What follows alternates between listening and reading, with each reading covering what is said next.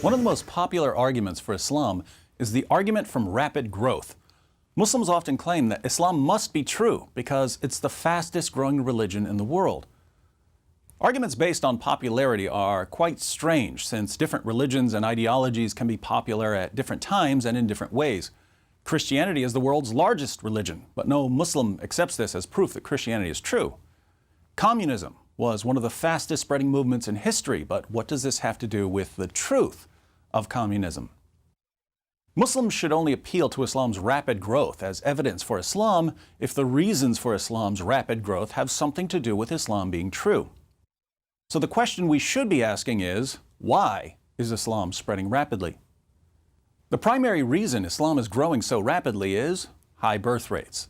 As a general rule, if your group has more children than other groups, your group's going to grow faster than other groups.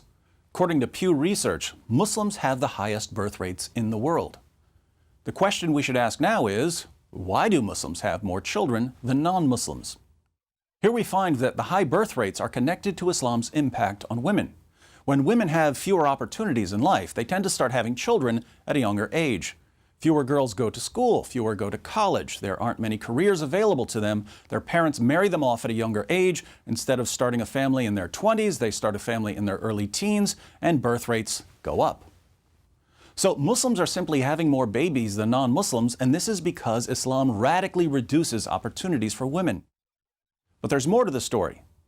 Pew Research notes that apostasy, leaving one's religion, isn't as common among Muslims as it is among non-Muslims. Why are Muslims less inclined than other groups to leave their religion? The answer has to do with the kinds of psychological pressures Islam places on Muslims throughout their lives. In Sahih al-Bukhari 69:22, Muhammad commands his followers, whoever changed his Islamic religion, kill him. In many Muslim countries, people who leave Islam face death, imprisonment, or at the very least, persecution. Even in the West, where apostates are protected by law, Muslims often understand that if they leave Islam, they'll be shunned by their families.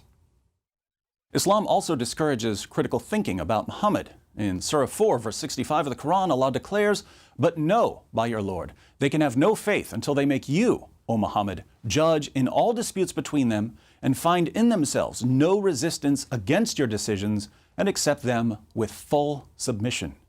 If you find in yourself any resistance against Muhammad's decisions, the Quran says you're not a real Muslim. Verses like this have led to generations of Muslims who are terrified of questioning anything Muhammad said. And the result of the suppression of critical thought is that many Muslims regard any argument for Islam, even an argument like Islam is growing fast, so it must be true, as entirely convincing.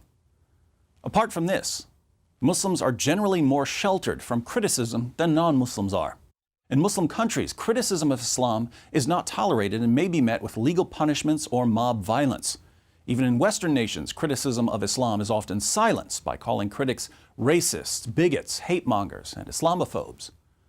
Muhammad ordered his followers to kill people who made fun of him, and the Salman Rushdie affair and the murder of Theo van Gogh and the Charlie Hebdo massacre have convinced most critics to keep their mouths shut, thus further insulating Muslims from any sort of critical thinking about their religion. So now we understand why the Muslim population is growing so rapidly.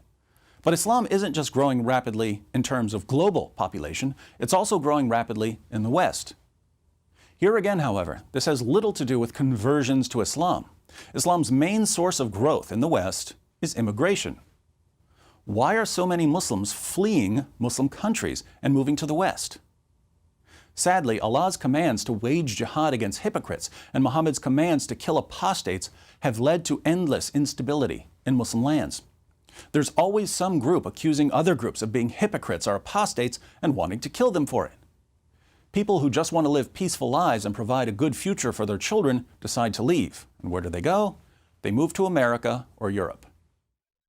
Putting all of this together, why is Islam growing globally? It's growing because of high birth rates combined with psychological conditioning. Why is Islam growing in the West? It's growing in the West because Islam tends to produce unstable countries that many people don't want to live in.